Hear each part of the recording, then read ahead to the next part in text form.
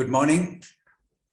Before I start my talk, let me thank Dr. P.P. Mohan, the President of the Cardiological Society of India and the PCOS Society for having given me this chance to talk to you on an epidemiology and pathophysiology of cerebrovascular disease. Even though I'm not a neurologist, as I've been asked by Dr. Mohan to do this, I'm very happy to do this particular talk.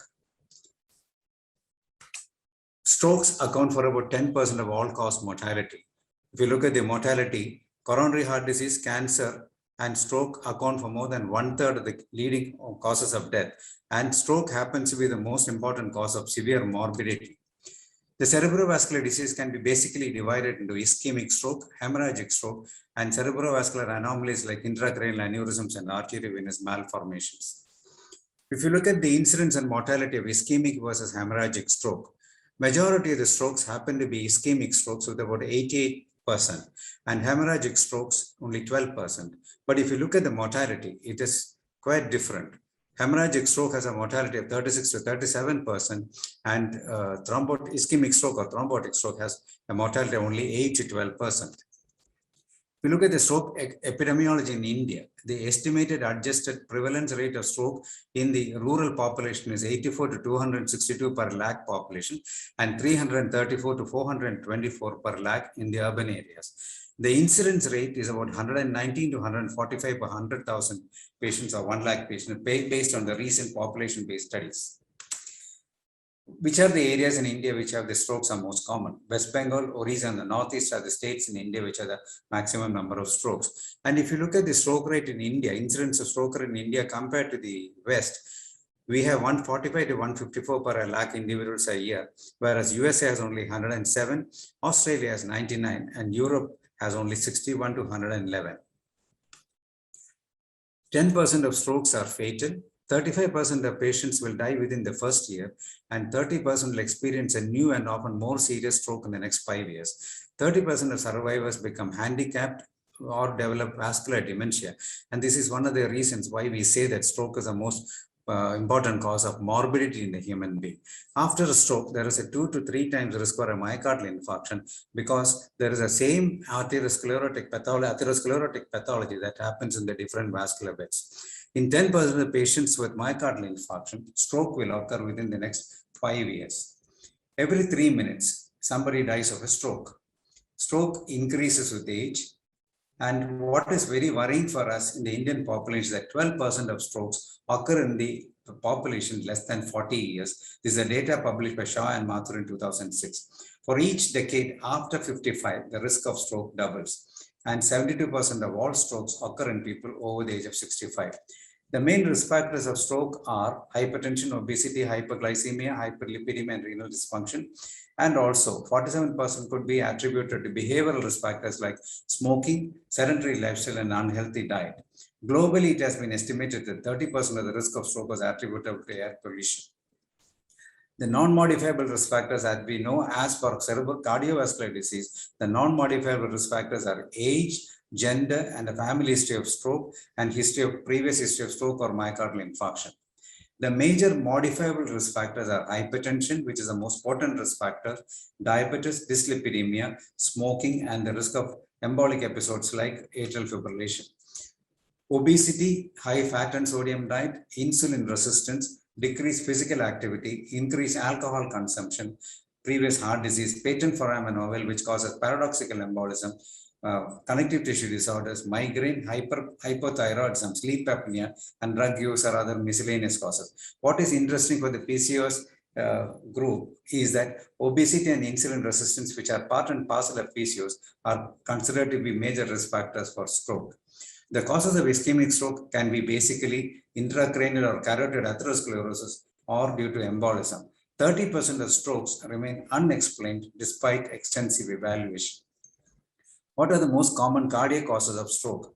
Rheumatic heart disease, especially mitral stenosis, non-rheumatic atrial fibrillation, myocardial infarction, prosthetic heart valves, and ischemic cardiomyopathy are the most common cardiac causes of embolic stroke.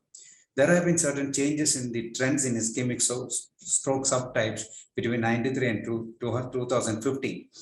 A cardioembolism was noted in the white people, but this is basically because of a more people living to older age with development of atrial fibrillation, large artery atherosclerosis in Asian population, and decrease in small artery occlusion in the white population. Each year, 55,000 females more than males have a stroke, and females have a high lifetime risk of stroke than males. But in the younger females, younger and middle-aged females, the age-specific incidence rates are substantially lower. But as age increases, the differences narrow. And the older age group, actually females may be equal or having higher stroke rate than in males.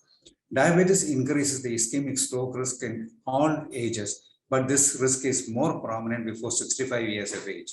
Atrial fibrillation is often asymptomatic and frequently undetected, and therefore the stroke risk attributed to atrial fibrillation could be substantially underestimated. Survivors of lacuna stroke with high burden will benefit with intensive blood pressure control. LDL levels are also associated directly with ischemic stroke risk and inversely with hemorrhagic stroke risk. When you come to pregnancy, pregnancy-related stroke was 30 per 1 lakh pregnancies. 18.3 for antenatal and perinatal, and 14.7 for postpartum stroke. Hypertensive disorders during pregnancy, including gestational hypertension, preeclampsia, or eclampsia, was associated with a greater risk of ischemic stroke. Late menopausal gestational hypertension was associated with a greater risk of hemorrhagic stroke. Oophorectomy, hypertensive disorder, preterm birth, and stillbirth were associated with a greater risk of any kind of stroke. Females who experience menopause before 45 years have increased risk of stroke. Use of estrogens and progestins, as well as estrogen alone, increases stroke risk in postmenopausal women. If you come to PCOS, the stroke risk in PCOS there's some slightly conflicting data, an increase in stroke risk with PCOS, but there is no increase in mortality compared to other populations. Physical inactivity, use of tobacco, obstructive sleep apnea, and chronic kidney disease are also well-known causes of stroke. Cardioembolic stroke, as far as the cardiologist is concerned, the high-risk conditions that we think of are atrial fibrillation, left atrial thrombus, left atrial myxoma, mitral stenosis, mechanical heart valves, infective endocarditis, and myocardial infarction with left ventricular thrombus. There are miscellaneous low or uncertain risk conditions in cardiology which may also result in stroke. What is transient ischemic attack? Transient ischemic attack is an episode of stroke symptoms that last briefly. The duration of a transient ischemic attack is less than 24 hours. It may arise from emboli to the brain or from in situ thrombosis.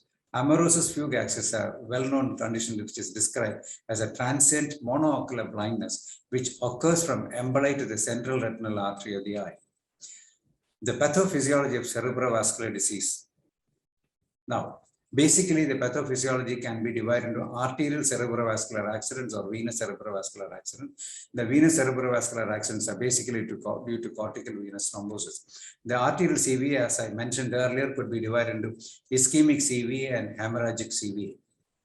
The ischemic CVA can be due to embolism or due to thrombosis or due to hypoperfusion. The thrombotic could be due to low flow and thromboembolic. Now, the two major mechanisms that are responsible for ischemia in acute stroke could be thromboembolism and hemodynamic failure. Thromboembolism usually occurs as a result of embolism from the heart or the major vessels like the carotids, or in situ thrombosis in the cerebral vessels, and it leads to an abrupt fall in the regional cerebral blood flow. The hemodynamic failure usually occurs with arterial occlusion or stenosis when collateral blood supply maintains cerebral blood flow at levels that are sufficient for preservation of brain function, that are not sufficient for preservation of brain function under normal circumstances. Now, there is a schematic drawing of different cerebral blood flow thresholds in stroke. The normal range of cerebral blood flow is from 40 to 60 ml per 100 gram of brain. Above 60 is what we call as hyperperfusion, which could lead to cerebral edema. 40 to 20, as the cerebral blood flow decreases from 40 to 20, we call it as oligemia. And that is called as a penumbra threshold. The penumbra is the demarcating area between infarcted brain tissue and the ischemic brain tissue. And if the And this is just comparable to the myocardial salvage. If you are able to stop or decrease in the cerebral blood flow below this, you will maybe able to salvage a lot of brain tissue. As the blood flow, cerebral blood flow falls further from 20 to 12, 12 is considered as a critical threshold, and below 12 there is irreversible damage. Below 12 to 8 there is infarction threshold, and there is irreversible damage of the brain.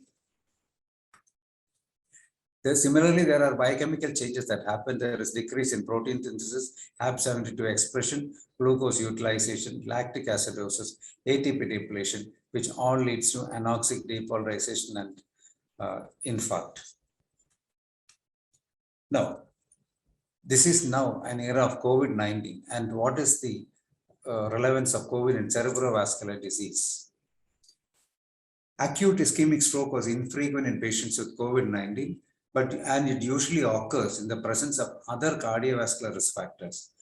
This is something different from the cardiovascular pathology, cardiovascular manifestations with COVID. But when the patients were discharged to destinations other than home, the death increased twofold with the occurrence of acute ischemic stroke in patients with COVID-19. What are the potential mechanisms of ischemic stroke in patients with COVID-19? It could be due to a large artery atherosclerosis. It could be due to cardioembolism. It could be due to small artery occlusion. It could be various other reasons of undetermined cause. We should also remember that COVID has vasculitis, endothelial injury, hypercoagulability, microvascular thrombosis, cytokine storm, cardiac alteration, systemic hypoxia, and fresh deep vein thrombosis. All these are contributory factors to development of ischemic stroke in patients with COVID-19. This is an aphorism which is given by the neurologist. When stroke strikes, will you be ready? When you see a stroke, be fast.